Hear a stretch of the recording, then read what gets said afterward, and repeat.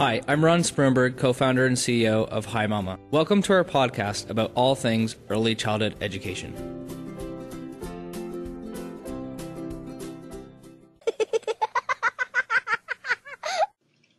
On episode 51 of the show, we have the honor of speaking with Sherry Cleary, Executive Director of the New York Early Childhood Professional Development Institute. In our conversation, we learn about Sherry's inspiring professional journey and the experiences that has cultivated her hallmark approach to her work, which is grounded in the question, will it help our children? We discuss the efforts by PDI to put systems in place that provides educators with pathways for advancements in their own professional journeys, creating leaders in the field who are capable of driving change in their own right. Sherry also shares some of her advice to ECEs that are new in the field and figuring out their career trajectories. If you are an early childhood educator that is passionate about what you do and curious to learn about how you can bring leadership into your practice, then stay tuned to this episode of the Preschool Podcast. Sherry, welcome to the Preschool Podcast. Thank you, Ron. It's good to be with you. So, Sherry, you're the Executive Director of the New York Early Childhood Professional Development Institute, and you've had a career where you've taken on various different roles in early childhood education within academia and other associations and organizations. I would like to start learning a little bit more about, first of all, how you started on the path of working in early childhood education, and then maybe a little bit more about how you've progressed to your current role. Okay. Well, it usually surprises people when I admit that I had no intention of having a career. I really wanted to finish college and have 5 babies. And I am really serious when I say that. That was my goal. And it didn't seem to be imminent, and so I had loved my education courses in college, and I seemed to be pretty good at it, and I was most interested in the youngest children from 6 and under.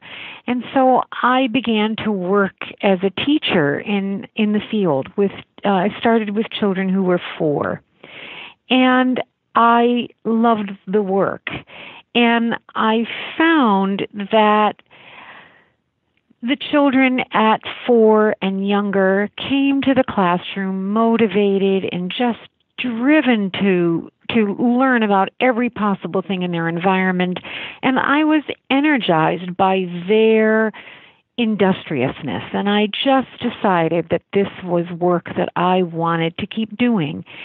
But fairly early in my career, I realized that classrooms and programs often were, the quality of those programs was often determined by the leadership. And so I became interested in leadership early in my career. Within the first 2 or 3 years, I realized that leadership in early childhood was a very, very key role. And I found an opportunity to be a teacher director in a very small program on an Indian reservation in Western New York. And that was probably the most pivotal part of my career development, because I ended up working for the Seneca Nation of Indians, where children were a priority. And this was unique in the country, the fact that you could be in a community that was dedicated to the welfare of both its elders and its youngest children. And so from a very beginning stage in my leadership career, I learned about leadership and how to stand for something that you believe in and how to make the case for resources and time and attention in order to make programs that really served the children that were attending. And so that's where things started.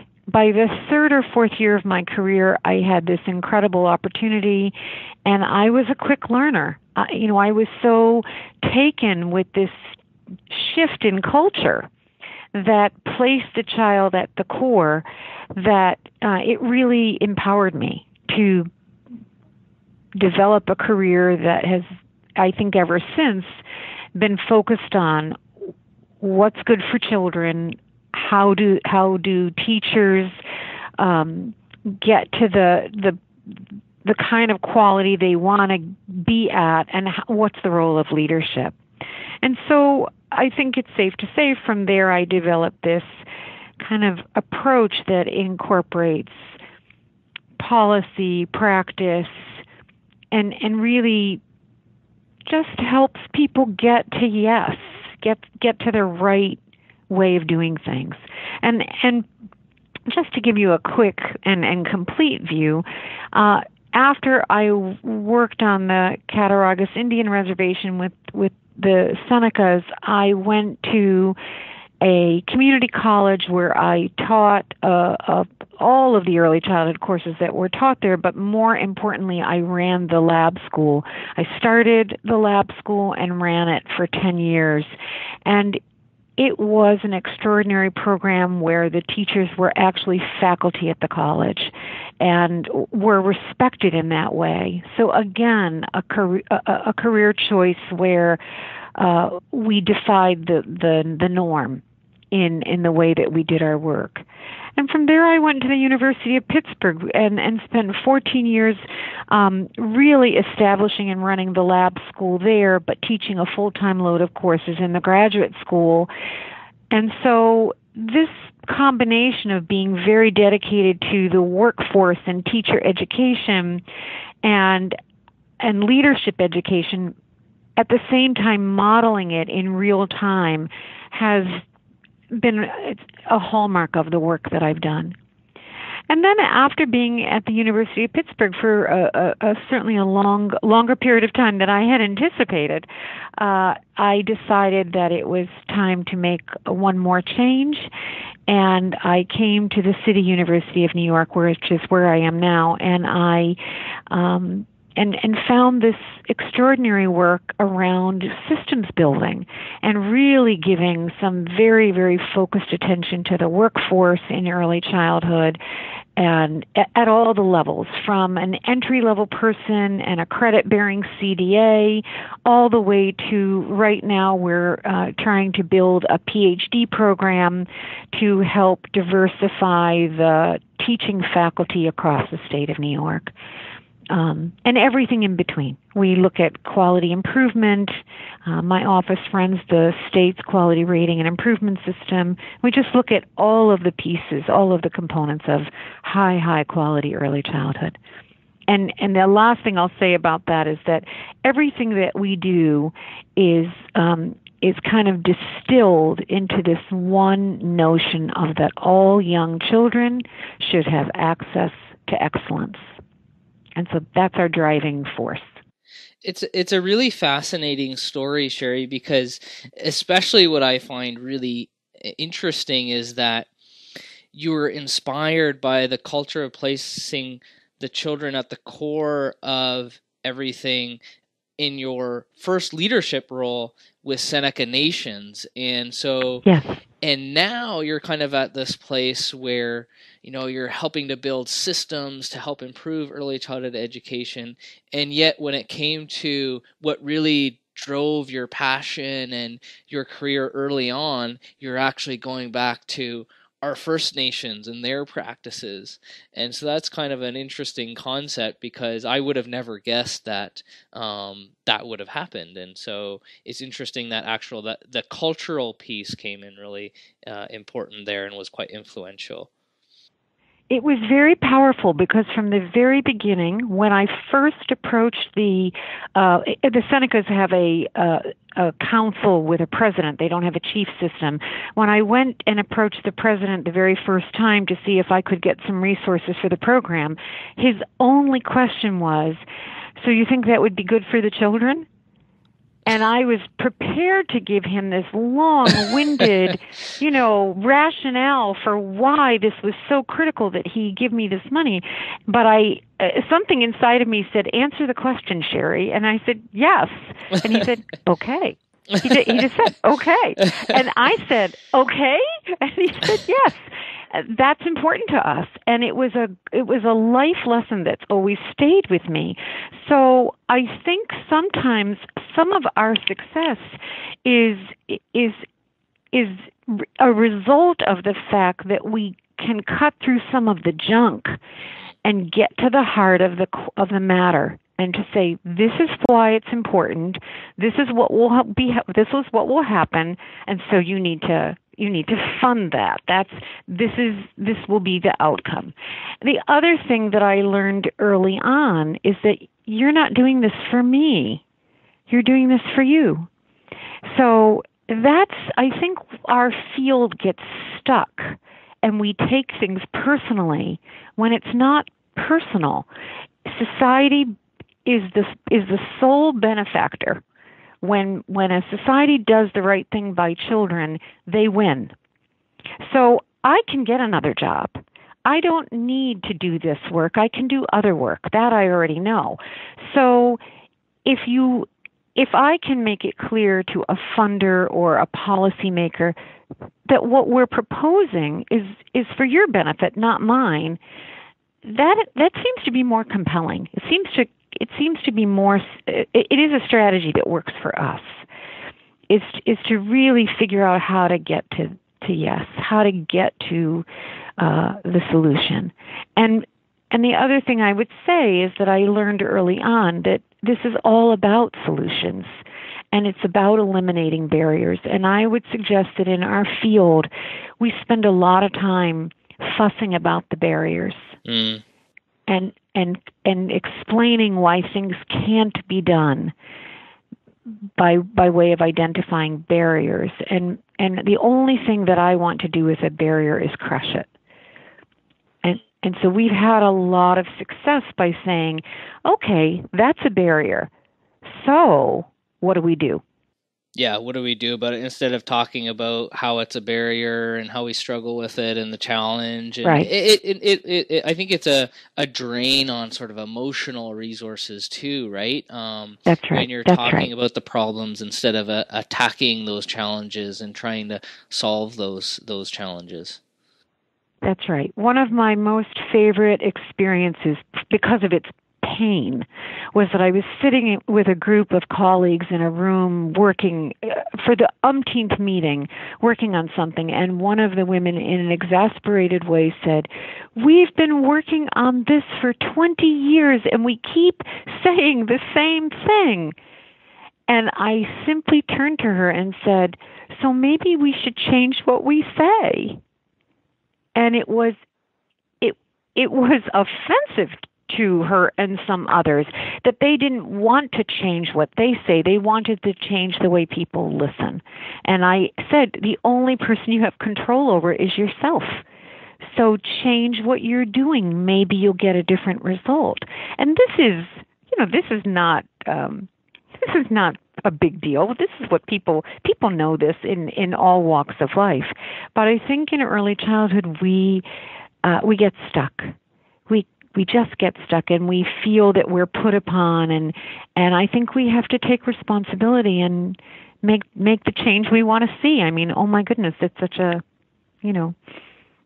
a common mantra, but I think it's true. Oh, totally. And as you know, sort of one of the core fundamental parts of the Preschool podcast is to inspire and motivate our future leaders, because as far as I'm concerned as well, change needs to be driven by our early childhood educators themselves. And I really love this line that you've said where, we can't change the way people listen. And that's so true. Society and people at large are, interested in certain subjects and want to talk about and discuss certain things, and whether those are relevant to us versus to them are sort of two different things. And so sometimes we have to focus the conversation on what other right. people care about and want to talk about if we want to move the conversation forward.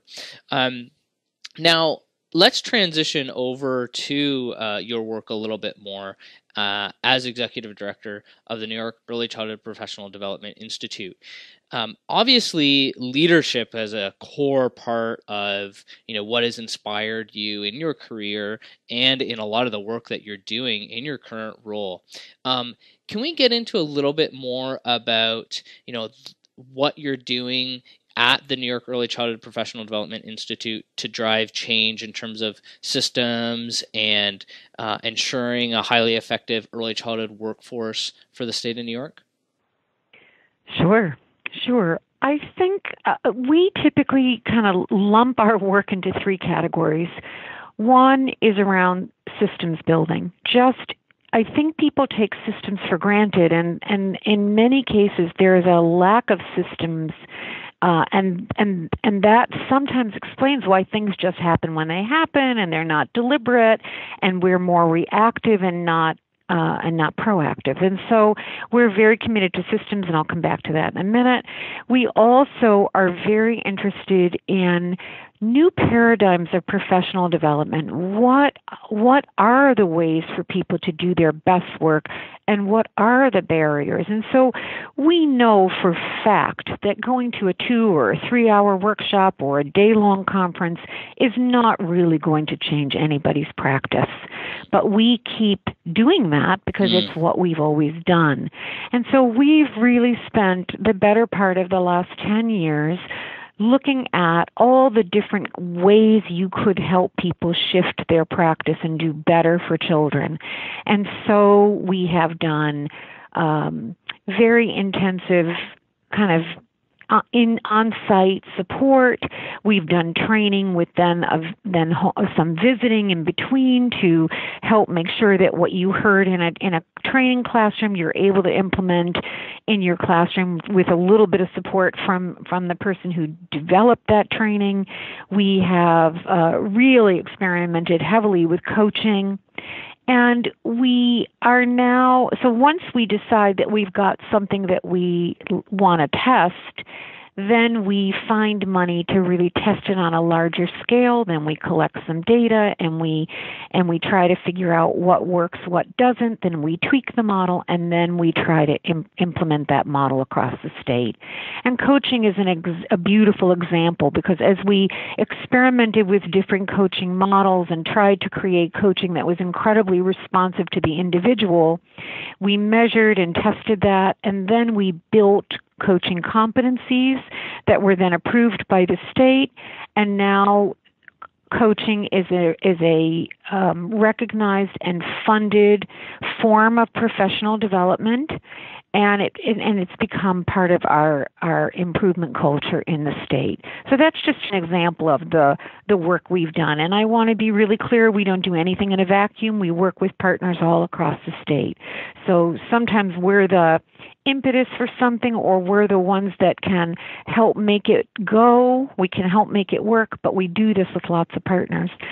The third thing we do is we write and disseminate and try to shift policy. And a great example about that is up until a few years ago, New York had no real way to track the workforce. And if you can't track the workforce, you can't change policy to meet the needs of the workforce. And so we built, we worked with city and state partners, and we built a registry, and we wrote about the value of registries and tracking data and using that data to make good policy decisions and funding decisions. And now in the city of New York, participation in the registry has become required. And as of July 1st, and less than a month away, it will be required for everyone. People have already begun doing it, and so we have already 30,000 participants and growing, and it's growing every day. So we think that's important. We also support a lot of research because we know that we don't know everything, and we have to keep learning. And so always being open to questions, always wondering what is the next thing we have to pay attention to is important to us. I said I would go back to system building. We've developed a whole conceptual framework for a workforce system. Quality, qualifications, compensation, coursework, credentials, all the pieces that people need to be in place in a state like New York so that the workforce can thrive and see their work as career, not a job. So what are the pathways? You can stay an assistant teacher for your entire career if you want. But if you want to do something different, there's a pathway for that. And so we've been working in a very dedicated way, identifying pathways, identifying the appropriate credentials and coursework and field experience and just all the ways we can support the workforce to be who they want to be. We have a fundamental belief that every person that comes to work, no matter what their work is, they come every day wanting to do the best job they can possibly do. And so our job is to help them get there. This is awesome because you're doing what you're preaching in terms of, we had this conversation of, yes, we want to see change, but we don't want to just sort of, talk about the challenges and what's wrong. We actually want to do something about it. And what I love about these three pieces that you spoke about, systems, professional development, and policy, is you provided very specific things that are actually happening, like collecting data to help the conversation move forward, which we've had other conversations about with others as well, and we think is very important. The coaching, the on-site support and the visits, and I really, really love seeing early childhood educators work as a career, not a job, and having those pathways, all very specific things that you're doing at the Institute there. So that's really, really cool to see. What are some of the trends that you're seeing in early childhood education in the state, or perhaps more broadly with some of this type of work? Well, that's a great question. I think because, the previous administration in this country placed a true value on early childhood. And over those 8 years, we saw tremendous investment in not just programs, but in the research and in framing what is the direction we need to go. And along with that, there was a significant influx of money for mostly pre-K programs, but also early Head Start that focuses on infants, toddlers, and 3-year-olds. And really where I see the trend is, in reality, there's a lot more money being placed, focused on pre-K. But there's enough new resources also through Early Head Start focused on infants and toddlers, where I actually think we're going to be able to drive a birth to age 8 agenda and really take a comprehensive approach to this. We're looking at increased credentials and qualifications for teachers at all the levels. We don't want to just require pre-K teachers to have certain qualifications. We want all teachers of young children to have qualifications, higher qualifications.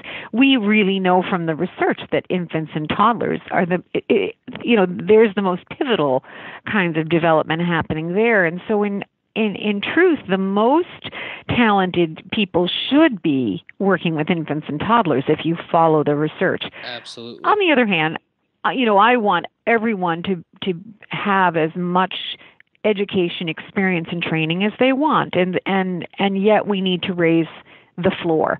So we're very interested, and we see a trend in raising qualifications, also, though, hand-in-hand raising compensation, raising the way, really increasing the way we think about leadership. I really believe that for too long we have talked about teachers without talking about the leaders.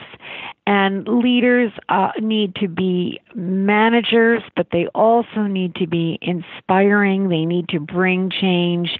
And those skill sets are very sophisticated, and we need to cultivate that in the next generation of leaders. So I think therein lies real opportunity and trend. I think I would say that one of the things that early childhood, the field itself needs to think about is all the dichotomies that we face. And for me, the most pivotal one is this sense of urgency that we absolutely have to cultivate with a sense of patience. So it takes a very long time to make change, but we won't get there unless we bring urgency to the patience. And I think that when I think about trends and moving things forward, we're always aware of the dynamic between patience and urgency and how to use those both to move the agenda forward. Yeah. Really amazing stuff that you're doing there in New York, and I think it's a great sort of juxtaposition, the urgency with the sense of patience. You're right, it does take a long time for change to happen, but as individual leaders, people need to have that urgency to push it forward. Otherwise, it won't, and it has to be driven by educators, by folks in the field, and New York Early Childhood Professional Development Institute is clearly making some great progress on that front. Sherry, what advice would you give to young educators out there that are maybe just starting out their careers, maybe they're still students? What advice would you provide to them in their early days in early childhood education? Well, I would say this. I have the privilege and honor of working with a lot of young people. I have a huge staff, and many of them are very young. Then this generation has a very evolved way of going about work, and I think that my advice always to young people coming into the field is to really think about the impact you want to make and set to it. Just get to it. It's a matter of not being deterred. There's a lot of deterring that goes. People say I'd like to work with young children, and people then come back and say, well, it doesn't pay very well, and it's the hardest work I think that anybody's ever done. If that's what you as a young person want to do, I say you find your path. And young people are not afraid of changing jobs, and we encourage people, don't stay at a place that you find oppressive or inappropriate. If you want, you can help change that place, but if you can't help change that place, if you don't feel that's your strong suit, then find a place where you fit, where there's more of a climate that helps you be the person you are and can give you the opportunities you want. I think, I always try to get college students and others to see the child for who that person is. The child needs somebody to make the way for them. But a teacher of young children is not in control. And if you need to be in control, early childhood is not a good place for you. Early childhood educators that are most effective share power, truly respect the young child. And so I think we have a long way to go when in our teaching of teachers and pre-service teachers to help them understand what a privilege this work is. That very young children are born, they come with wisdom, and that wisdom is pure, and we want that to be developed. We don't want to take that away. And so I work hard to help young people be sure this is the work they want to do, because I worry that if you say you like children, certainly in our country, people say, oh, then you must want to be a teacher. But But that's not necessarily the case. And I will tell you that in our organization, we have a career development services center, and we talk to young people all the time about all the different jobs you can do if you care about young children and their families. And we divide those kinds of jobs into at least 5 different categories. And so teaching only falls into one of those 5 categories. But there is a lot of other work that can be done, and we try to match people's interests, their tolerance for higher education, their career goals with the kind of jobs they might be best suited for, and that for me has been very important. Yeah. Not everybody's cut out to be a teacher, Yeah. and there's no shame in that. There's no shame in choosing not to be a teacher. Yeah, and it kind of goes back to what you were saying before in terms of your advice to those just starting out their careers is, do what you're passionate about, and if you're passionate about what you're doing, you're going to be happy, right? And so those two things right. kind of go together, and of course, success in anything in life, has to come from a place where you're passionate and you're happy in the first place. So super insightful conversation here that I don't want to end, but unfortunately we're running out of time. If I'm listening to this podcast and I want to learn a little bit more about some of the things we've talked about here today and the work that you're doing at the moment, where would I go to get more information? Well, the best place is that we have a website. And so our website is www.earlychildhoodny.org. Wonderful. And I'm just going to throw this out there because I think it's so neat that you've inspired a lot of positive change, both in your role and through the organizations you've worked with. And I love how it's all started with, this story where you worked with the Seneca Nations and a leader and the council president of the Seneca Nations who, asked you the question, will it help our children? And that's always where we have to stay grounded. So super cool story there as well. Thanks so much for coming on the show, Sherry.